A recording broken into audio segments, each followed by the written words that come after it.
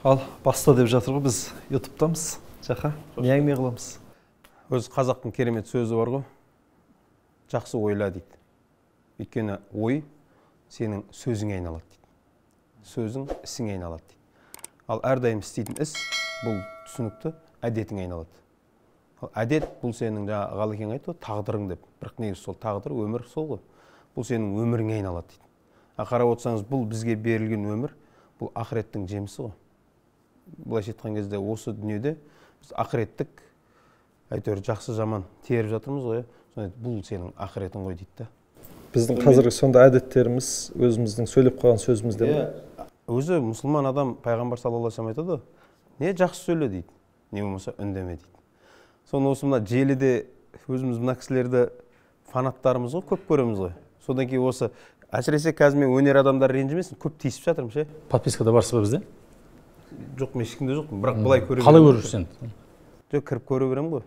Сосын осы кісілердің де передачаларын көріп қаламыз, қойылымдарын көреміз.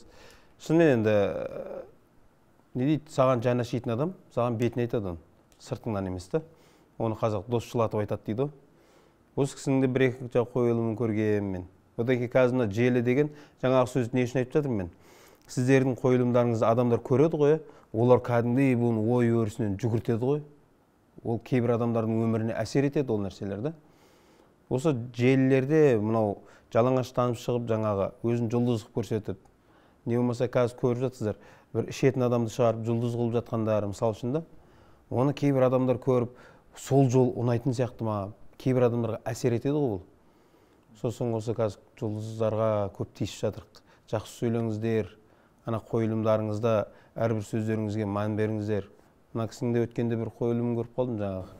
Көлікте отырып боқтаған ба бір нәрсе деп. Шалмын несі ма?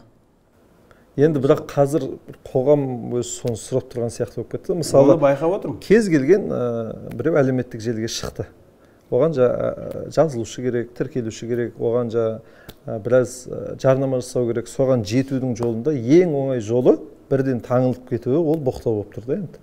Сондай екен. Сіздер бірақ танылып қойған кісіздер ғой, боқтаудың бір мәжбүрлі түрде болды. Бұл біздің негізі жаңа боқтаған боғауыз шыққан жерлерге сигнал жаңа бар ғой, тит деп қоятын сигналымызды қойып үлгеремей желге шығып кеткен ғой. Негізі ол жердегі мақсат жасы 80-ге келсе де әлі боқтық сөзінен арылмаған, намаз жоқ, жаңағы пәтуәлі әңгімесі жоқ. Отырған жерінде ішіп жеп, қуып жүретін жаңағыдай қария деуге болмайды енді, шал десең ренжиді енді айтсаң. Сондай кісілерді көрсету арқылы осындайдан тыйылса, сондай кісілер деп сүреміз дедік та. Мына жүгірмектер біздің анау монтаж дейтіндер.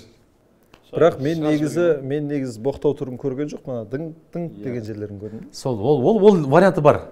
Ол өткен жылдың 13-ші ақпан күні бізде неде тұр, Күлкі базардың несінде парақшасында тұр. Бірақ анау шыққан жоқ. Оны біз өшіріп, ол менде де жоқ ше. Ол жаңағы баста пробный вариант. Осы кезде ше, Ғалеке, өзіңіздің статистикаңызда сол боқтаудың көрілімі көп болды ма? Масқара болды ма? Масқара болды ма? Салыстырмалы. Атында солай жазасыздар да? Иә. Келтіріп. Масқара болды. Енді бұл жерде мынандай жеке, қажеке. Бұл жерде мынандай мәселе. Қазір мал табу, нан табу, кез келген адамның, әрқайсыңыздың жанұяңызды асырау жолында әркім әртүрлі қызмет жасап жүрді. Елге, дінге, әйтеуір өзіне, халыққа деп алдаймыз ғой сөйтіп. Бірақ қазіргі мынау жұмыссыздық, қазіргі білімсіздік, мынау ақшамен бітіріп атқанның бұл осы нәтижесі осы. Мемлекеттегі жаңағы бүкіл университеттер, колледждер көбейіп кеткен, саны көп, сапасы жоқ. Бәрі ақшамен бітіріп, ақшамен диплом алып, мұнамен бітіріп, бәрін. Бірақ эфирде сұлу сөйлеп, бізде білім бар, біз білімнің Қазақстан бойынша мынандай 10-қа кіреміз, біз 5-ке кіреміз. Оның бәрі өтірік. Міне солардан білімсіз ақшамен бітіріп шыққан еш жерге жұмысқа алмайды оны. Мысалы да, сіз айтасыз, қанша жыл тәжірибең бар? Бір сұрақ қойып қаласыз. Өзінің мамандығына байланысты ол жауап бере алмайды. Сосын бұлдан бірден біледі, ақшамен бітірген бәлеген соң кетіп тұр. Дейді, ол өзіне нағыз оқыған, енді бәрі деп айта алмаймыз, оның ішінде оқығандар да бар, бірақ санаулы. Оқитындар санаулы. Ал ақшамен бітіретіндер миллиондар. Солар келеді да жұмысқа жарамайды, оның қарны аш, ол пицца жеу керек, лаваш жеу керек, ол жаңағы қызына гүл сыйлау керек, мысалы да, ата анасына бір сыйлық сыйлау керек шығар, бауырларын киноға жіберу керек, мысалы достарымен бір жерде отырып көңіл көтеріп ақша жаратқысы келеді. ол да не істейді? Ол қазіргі заманның мынау батыстың деп айтайықшы, анығыран батыстың бізге ұсынған осылай ақша табуға болады, боғауыз арқылы, жалаңаштану арқылы, шешіну арқылы, ерекшелеу. Иә, мынау жанасып жабысу арқылы, осылай жаңағы арсыздану арқылы, жаңағы подписчик жинап, монетизацияға ілініп, сол арқылы ақша табуға үгіттейтін сол насихаттың, боқтау арқылы, сол насихатпен тез көтеріліп, тез подписчик жинап, сол арқылы ақша тауып, немесе ол арқылы бір кәсіпкерге бизнесіне жарнама жасау арқылы сөйтіп күн көреді ол. Бірақ енді бұл түптің тамырында келген кезде мектептен кетіп қалды. Сіздер мұсылмансыздар. Сіздер ақша табу жолында сонда Европа не ұсынса бәрін ала бересіздер ме? Мысалы, шариғатта мынау рұқсат па, рұқсат емес па деген сияқты ешкіммен ақылдаспайсыздар ма? Ақылдасамыз. Оны ақылдаспай-ақ біліп отырмыз ғой. Негізі ол нәрсенің дұрыс емес екенін ше. Орында бір саналы адамға оны біреуден ақыл сұраудың қажеті жоқ. Саналы, есі дұрыс адамға оның бәрін көріп тұрамыз. Көріп тұрасың. Бірақ осы бірағы құртады ғой. Сол бірағы құртады. Дұрыс, бұның бәрінің артында бір үлкен жауапкершілік тұр. Бұған жауап береміз әлі. Алла енді кешірсін дейміз, бұған жауап бере алмаймыз негізі біз. Жауап береміз деп айтып отырмыз ғой. Оған жауап бере алмайды адам оған. Оған жауап бере алмайды. Енді Жәкен, сізге көріп жүрген болсаңыз, енді Қажеке, сіз көріп жүрген болсаңыз, біздің әрбір әзіліміздің астарында мынау елге, дінге, мынау халық санағына, жалпы қазақтың мынау өсіп өркендеуіне, мынау жемқорлыққа қарсы, мынау үлкендерге құрмет деген бір астарлы әзілдер бар. Байқаған шығарсыздар. Біздің әзілдің астарында сондай бір астарлы әзілдердің несі көп, 70-80-90% сондай бізде. Енді арасында біздің жаңағы боғауызды жақсы көретін, сондай шамалы анайлықты, арсыздықты жақсы көретін подписчиктерді тартып, сол арқылы біздің мына басқа да контенттерді көрсе деген біздің бір ниетіміз болды да, негізі сөздің ашығында. Мысалы, бұзық жігітті де мысалы сөйлескенде бірден балып, мысалы сіз ұстазсыз қаншама шәкірттерді тәрбиелеп жатсыз, соларға барып, мысалы ішіп жүрген, наша шегіп жүрген, немесе бір қыз қырқындармен ойнас құрып жүрген біреуге барып бірден шариғат жөнінде айтсаңыз, ол түсінбейді ол. Сіз оның тілінде сөйлеуіңіз керек, дұрыс па? Барасыз, сөйлейсіз, бауырым, кел отырайық, әңгімелесейік, базар жоқ деп аласыз, әңгіме жоқ, майо деп қоясыз арасында. Неге? Ананы өйтіп бүйтіп тартып алуыңыз керек.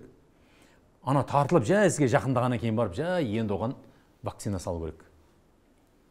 Исламның, иманның антибиотиктерін, вакцинасын, анау аурудан емделетін шараларын қарастырасыз. Бәр жерде сондай ол. Тек қана бір әзіл, біз сол әзілдің сол вариантымен кеттік та біз. Бізде осы мынау желіде ақталдым ба? Нормально ақталып жатыр ма? Енді біздің алдымызда ақталып жатса тұр.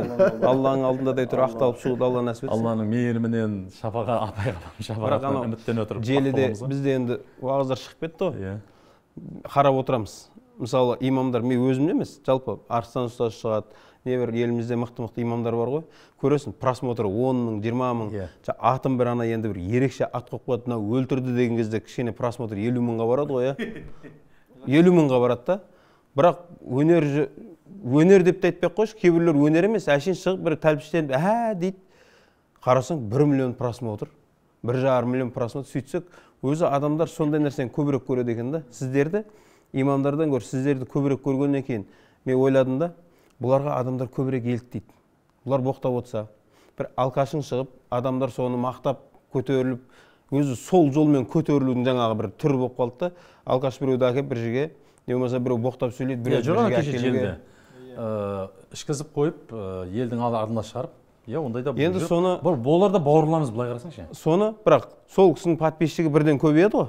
Енді адамдар осы жолмен көтерілудің жолын қарастыра ма, кім біледі, еліктейтіндер көп қой.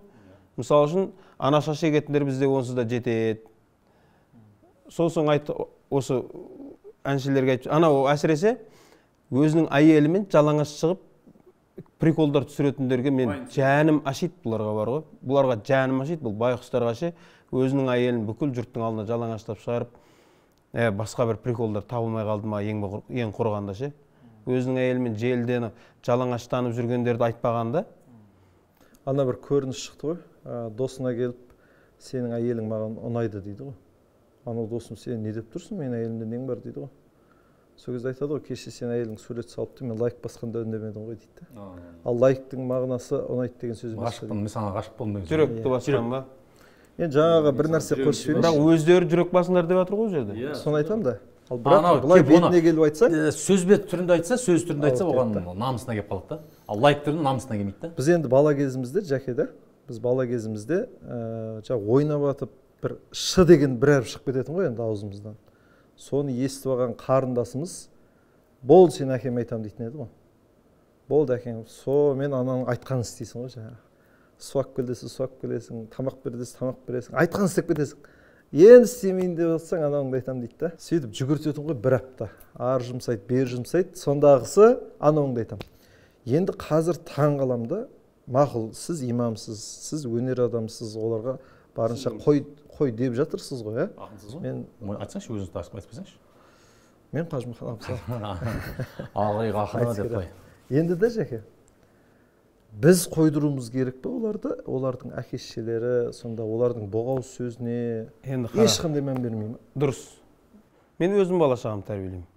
Сіз өзіңіздің. Олармен егер біз айналыспасақ, олардың әке-шешелеріне бәрібір шығар, білмеймін. Бірақ сол бала біздің баламызбен араласа ма, бала бізден гөрі сырттан көбірек алады да. Ана жас бала бүйтіп ана жаргонмен боқтап сөйлеп тұр ғой, ол көбірек әсер етеді. Қазіргі қоғамда әсіресе ана боқтап сөйлегендер, қай бұрақта бір темекі шегіп тұр, бір мода болған еді, бір крутой адам ұқсап көрінеді темекі шегетіндер. Қазір ең байқұстар шегетін болып қалды ғой, оны түсініп қалды адамдар. Ең ауру адам шегетін болды ғой бұны. Бірақ бұрын бір уақыттар болды, жас жігіттер темекі шексе бүйтіп басқалар қызығып қарап соған блатной сияқты көретін. Сол үшін егер мен сіздің балаңызбен, мына кісінің баласымен айналыспасам, ертең менің балам олармен айналысама, араласама, еліктеп тартады ғой, қоғам тартпай ма? Мен бір үйде отырып, мен балдарым тақуа болып, бір елде бір үйдің тақуасы деген жоқ. Ортаң қандай, сен сондайсың да. Қараңыз, бір қызық айтайын. Бұрын парақорлық бұрын болмады дейсің ба? Бұрын болды парақорлық. Бірақ телевизордан оны көрсетпейтін еді да. Көп көрсетпейтін. Кейін қазіргі шынымен ауыр болса да айта берейін, енді ренжитін шығар. Қазір не бір передачалар шығып кетті, оны астарлы ақиқат дейді. Бір нәрсе азат, бір нәрсе біз шындықты айтамыз дегендер бар ғой. Далбаса ол шындықтың бәрін бәрі біліп отырмыз ғой. Бірақ не дейді? Ана біреудің әйелімен жүріп кетті. Ана біреуді өлтіріпті. Телевизордан көрсетіп жатыр ғой. Бірінші бір таңғалған сияқты көрінесіз ғой. Бірақ адамдардың етін осы нәрсеге үйретіп жатыр. Түсіндіңіз ба? Негізгі бұл нәрселердің олардың түсінбей жатқаны, халық бүгін таңғалады, ертең таңғалады. Үшінші күні біреу өліпті десе мал өлгендей отыра беретін болады. Неге? Күніге көріп жатқан нәрсеге ет үйренеді. Менің жүрегімнің ауыратын сол, ана желіге шығып жатқан ана боқтайтындар бар ғой, мен одан подписчик қызғанып жатқан жоқпын. Мен олармен жұлдыздықта жарысып жатқан жоқпын. Мен өзім ешкім емес екенін бәрі білемін да. Бірақ оны адамдар қара, бір күні боқтайды. Адамдар, не болып кетті деп ше, ертесіне бірақ кәдімгідей қабылдайтын болады. Неге? Құлақ үйренеді ғой, адамның еті бәріне үйренеді. Әсіресе ана өнерге, сіздер ұқсап ана өнерге шығып жүргендерге бір рет ұрысқан мен. Сахнаға шығып анау жаман көрістер, қыз бен бала, бір эротика деген нәрселер көрсетіп, мен үйтіп жаттым, мен бүйтіп, мен айтып жатырмын. Сенің әке-шешең көрсе не дейсің? Қызың бар шығар, әпке қарындасың көрсе ұялмайсың ба? Олар соның подписчиктері ғой. Қолдап отыратындар. Қолдап отыратындар ғой. Енді Жәке, бұл нәрсені бар ғой, сіз айтып отырсыз ғой, жаңағы сенің балаң, менің балам, осының бәрін біз түзете алмаймыз ешкімді. Ешкімді түзете алмаймыз. Өйткені мысалы сіз ағаш еккенсіз ғой өміріңізде, ағаш егесіз ғой өміріңізде.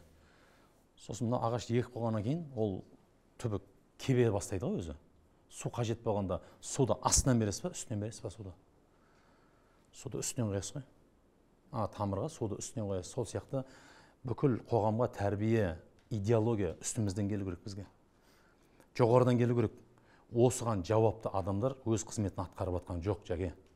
Сіз 1000 рет мына кісінің баласы, менің балам, осындағылардың көшеде кімді, көршіңіздің баласы, ағайынның баласы, мағыр ары кетсе бір 5-6-10 семьяға әліңіз келер, миллиондарға әліңіз келмейді. Сондықтан ұлттық идеология жоқ. Болды, бірақ ауыз сөз. Біз не істейміз? Қазір қараңыз, сіз сөйтіп отырсыз. Сіз енді, сіздің айтып отқаныңыз, Ғалеке, біз кінәлі емес, төбеде біреу кінәлі деп жатсыз ғой, бүкіл адам кінәлі. Сіз де кінәлісіз, мен де. Қараңыз, сіздің бір адамға шамаңыз жете ма? Сіз сол бір адам түзесеңізші, мен өзім түзейін да, өзім түзейін. Бір кім шамам, Ғалеке, мынаны қараңыз, бір қызық нәрсе айтайын егер тыңдасаңыз. Бұрынғы пайғамбарлардың қауымдары мықты болған екен да, олар айтады екен, кез келгені пайғамбарларына. Бізде пайғамбар салам үмметі дейміз ғой, сол сияқты соңынан ергендері да, мысалы христиандар өздерінен Инжилде хавари деп айтады. Айтады екен, бастаңыз дейді екен, пайғамбарларына ше, айтады екен, баста, артта қай жаққа барсаң да бар, артыңда біз тұрмыз дейді. Біз тұрамыз дейді екен, тұрып береді екен да. Әдемі ме? Әдемі ғой. Бірақ біздің пайғамбар саллаллаху алейхи вассаламның сахабаларының олардан бір артықшылығы ше, пайғамбар саллаллаху алейхи вассаламға баста артыңда тұрамыз демейді екен. Көрсет, алдыңда жүреміз дейді екен. Соғысатын кезде пайғамбарды алдына қоймаған саласы. Көрсет, секір десең біз барып секіреміз. Не айтқым келіп жатыр? Біз имамдар жұмыс істемей жатса ше, сіз имамдарды күтіп отырмаңыз. Сіз бастаңыз. Бастай беру. Төбедегілерді күтіп отырмай, біз астынан жайла бастай беруіміз керек. Мысалы, сізді мен аз адам тәрбиелейді деп айта алмаймын. Сізде миллион подписчик бар. Оның үстінде 3 каналыңыз бар ма? Сіз үлкен қоғам қайраткерсіз ғой сіз. Не медал бірдеңе берсеңде ше. Сіздің бір ашып көріңіз. Сіздің бір жарым минуттық бір әзіліңізді қанша миллион адам көреді? Біздіңкін 5000 адам, 10 000 адам. Бір қызық тақырып қойыңызды 50 000 адам тыңдайды. Бізден гөрі сіздің уағыздарыңыз әсерлі кетіп жатыр ғой. Мысалы бізде де, Ғалеке, Бәйдібек ауданында, бізде бір ауданда 54 000 халық тұрады.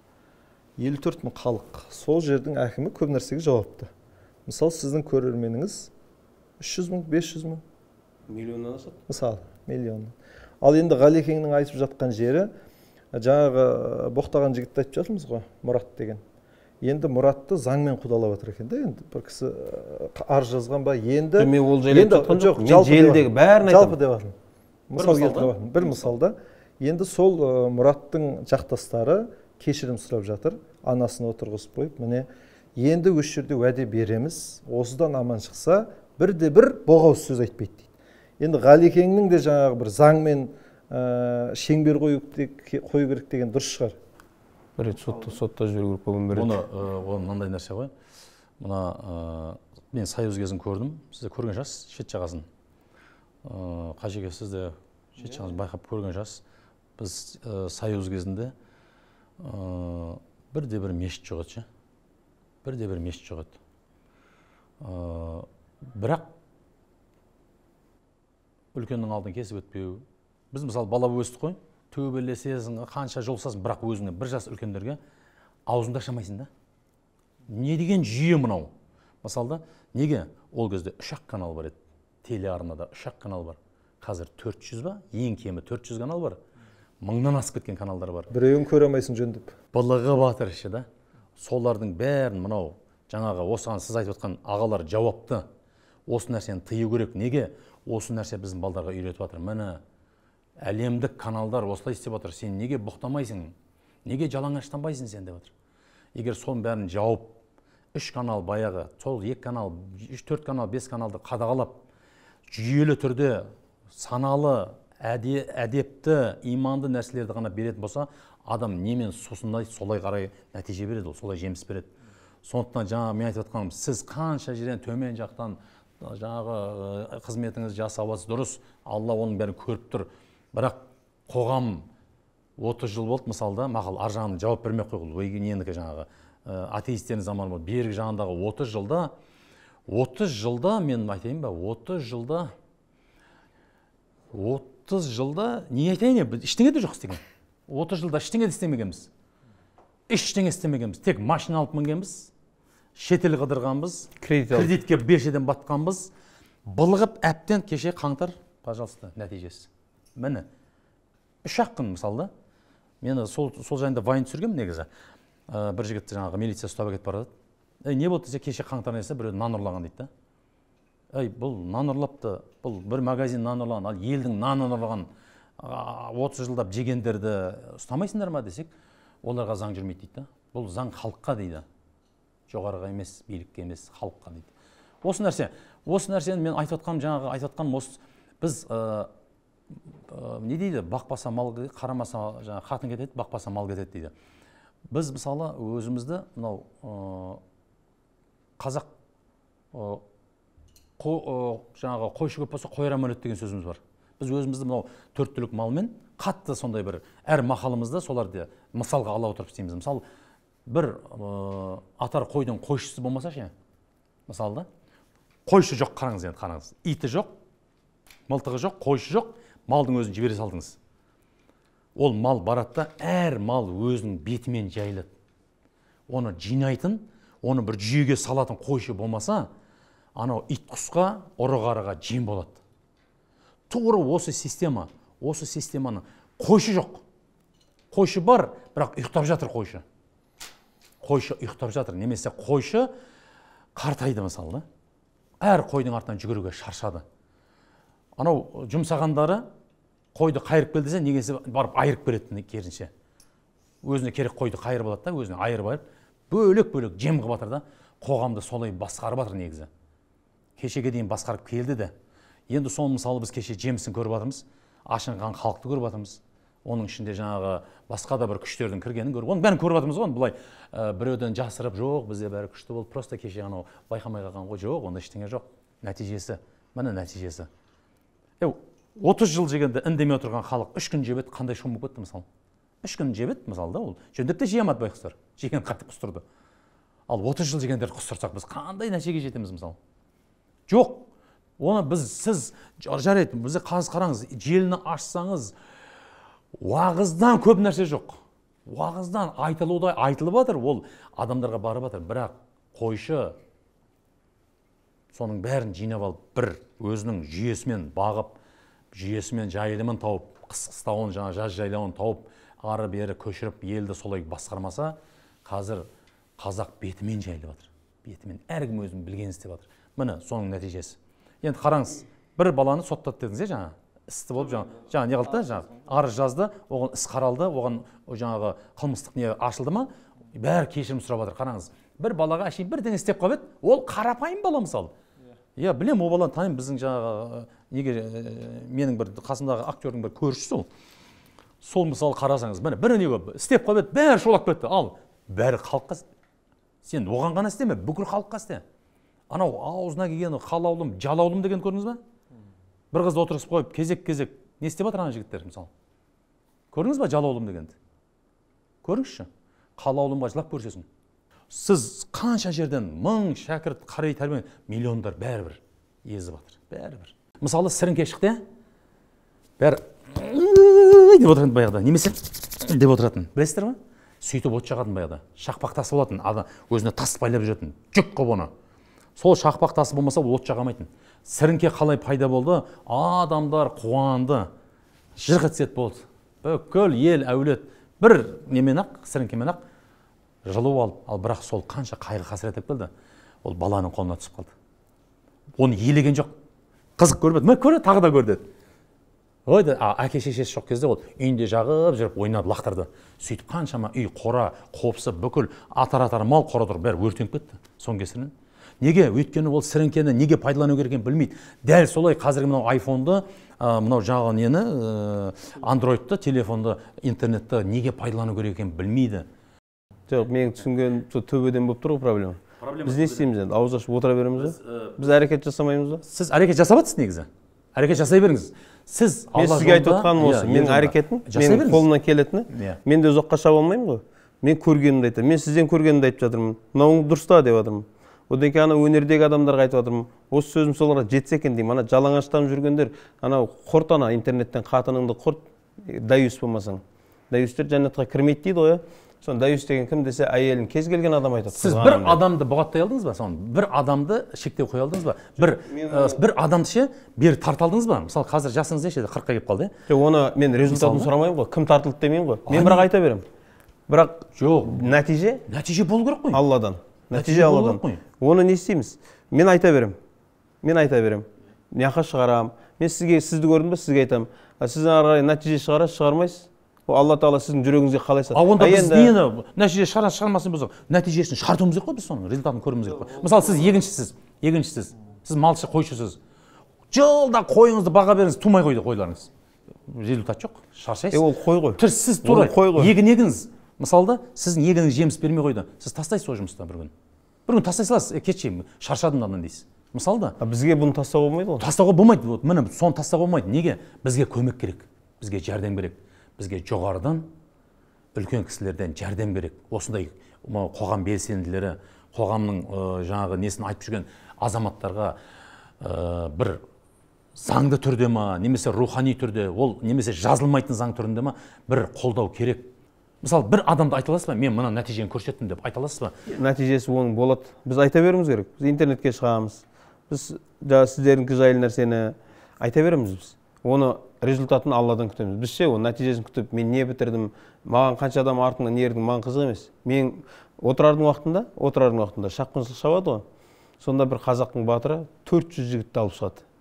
Сонда аталар айтады, мына жақтан 3000 әскер келе жатыр дейді. Сен мыналарды қырып аласың ғой, жеңіліп қаласың ғой деген кезде анау кісі айтады, менің жұмысым ел үшін соғысу дейді. Жеңу, жеңілу ол менің шаруам емес дейді. Ол Алланың ісі дейді. Одан кейін Анас ибн Малик радиаллаху анху, мен шариғаттан да айта кетейік. Айтады, пайғамбар саллаллаху алейхи вассаламның қолында 13 жыл қызмет қылған адам айтады. Ол кісі мені жұмсайды дейді саллаллаху алейхи вассалам. Бір ретте нәтижесін сұрамаған дейді. Нәтиже Алладан.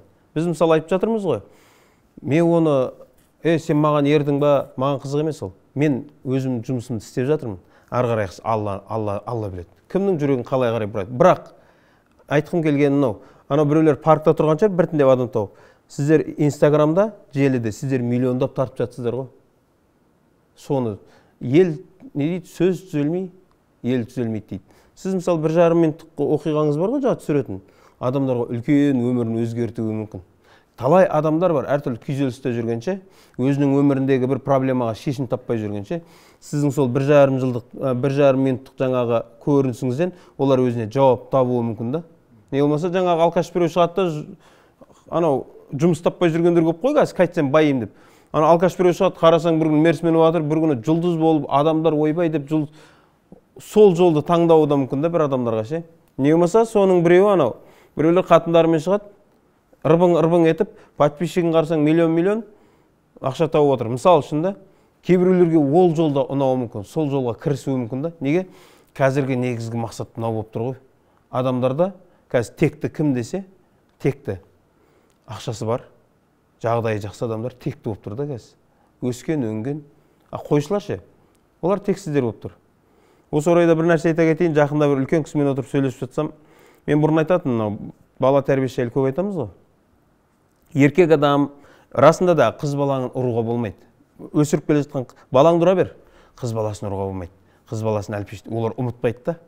Олар тәрбиелейтін болсаң, анасы арқылы тәрбиелеп отыру керек. Содан мен ойлайтын, еркек адам қызға дым бере алмайтын шығар. Тек анасы арқылы тек қана айтып, сөйтсек бере алатын нәрсеміз бар екен. Жақында бір тарихшымен отырып сөйлессем, сол айтты да, қыз баласына әйел адам да бере алады, еркек адам да береді дейді. Еркек адам біз не бере аламыз қызымызға? Сөйтсек, сен шежіресін жаттат дейді. Тек деген осы екен ғой. 7 атасын, сен оған сен 7 атаңды жаттат. Қыз мысалы күйеуге шығады ғой, барған жерінде одан, қай елденсің дейді ғой. Ол пәленше елдемін, мен Дулаттанмын, Дулаттан Жаныс туылған, Жаныстан жаңағы Дауылбай туылған, Жауылбай туылған. Одан Есалы туылған, Есалдан Мырзатай, Мырзатайдан Тұртай, Тұртайдан мен Жарқын туылған, менен Мүслім туылған деп ше.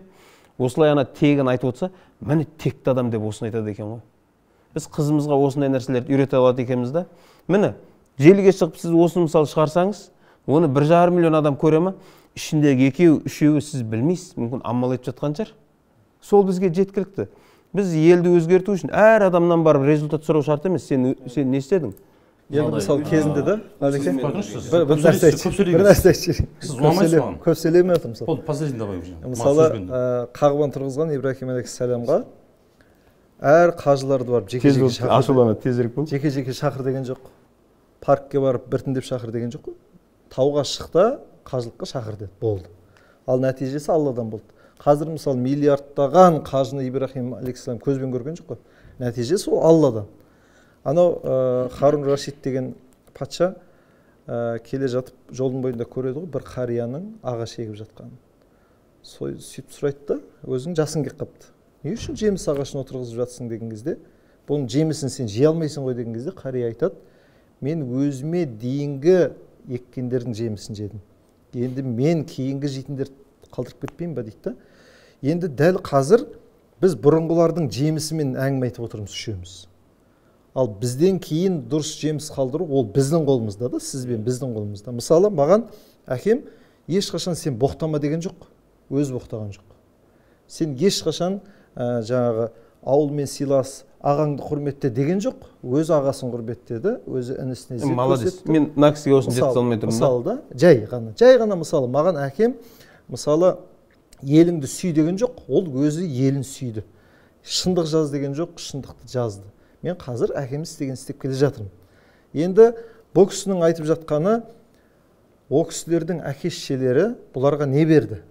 Соны көрсетіп жатыр. Енді бұл бейәдеп сөздерді, боғауыз сөздерді кімге қалдырып жатыр? Кейде халық әділдік талап етеді. Барлық жерде әділдік талап етеді. Кім әділдік талап етуші? Халық.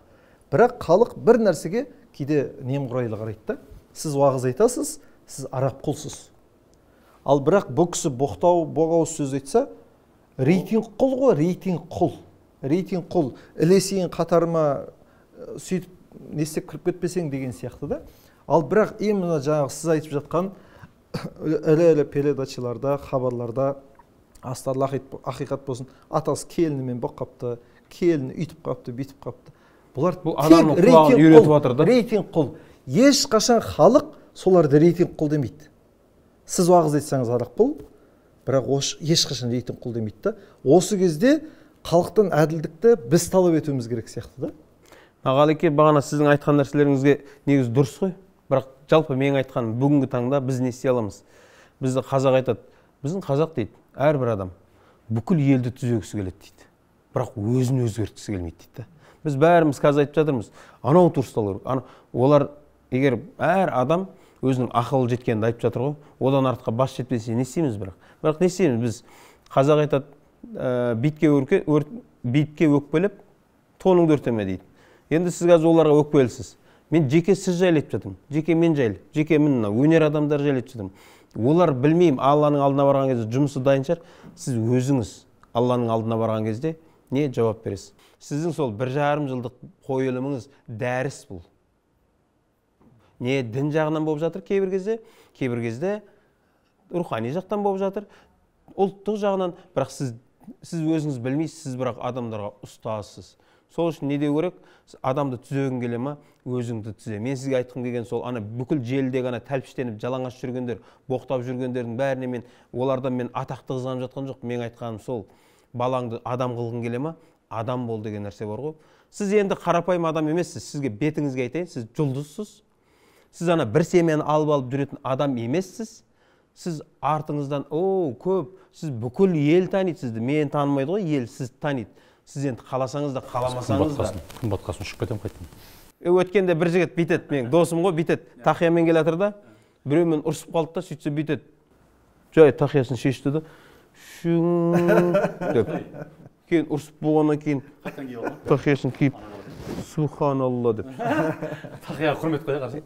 Тақияға құрмет болғаннан бір шетінен бар ғой, тақиямен жүргеннен кейін боқ сөз айтуға ұят қой. Өйткені сіз исламды көтеріп тұрсыз ғой, біліп тұр да. Сіз енді тақиямен жүрсіз ғой, сіз енді ұстазсыз. Сол үшін сізге бар ғой, жараспайды, машинедегі бар ғой, Нұржан екеуің отқанда. Ондай сізге жараспайды енді. Қазір ел болашағы деп отырмыз ғой. Ел болашағына алаңдаймыз, бірақ өзіміздің де болашағымыз бар ғой. Ертең күніміз бар және ақыретіміз бар. Егер әр сөзіміз бізді періштелер жазып отырса, менің ойым, өмірі қайттан өшпейтін амал кітабына дұрыс сөз жазып қалдыру. Ол тек сен өмір бойы тарихыңда, кассетаңда қалмайды. Ол амал кітабыңа жазылады. Енді бізді осы Алла разылығы үшін осындай бейәдеп, боғауыз сөздерден бас тарту үшін бізге жаңағы бір жігіттерді қинағандай заңмен қысудың да қажеті жоқ. Біз Алла разылығы үшін тоқтаймыз. Екінші, мен өзімнің боғауыз сөйлемейтінімді, бейәдеп сөйлемейтінімді әкемнен көрем. Әкем сөйлемеген соң мен сөйлемеймін, әкем ішпеген соң мен ішпеймін, әкем шекпеген соң мен шекпеймін. Демек, менде өзімнің ұлыма, қызыма уайымым жоқ. Өйткені ол кісілер маған айтпай көрсеткен істедім. Енді мен де айтып өре болмаймын. Болды. Менің де балам ішпейтініне, менің де балам шекпейтініне және боғауыз сөйлемейтініне мен сенемін. Құдай қаласа.